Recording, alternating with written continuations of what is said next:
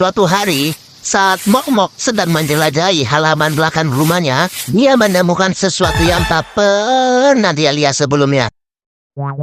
Sebuah pintu biru kecil dengan lonceng di atasnya. Dengan penasaran, Mok-Mok mencoba membuka pintu tersebut dan di hadapannya muncul Doraemon, kucing robot dari masa depan. Are you ready? Oh yeah. Doraemon memberikan Mok-Mok banyak alat ajaib yang membuatnya memiliki petualangan yang luar biasa di sekitar kota. Dengan Doraemon di sisinya, Mok-Mok menemukan bahwa petualangan sehari-hari bisa menjadi lebih menyenangkan daripada yang pernah dia bayangkan.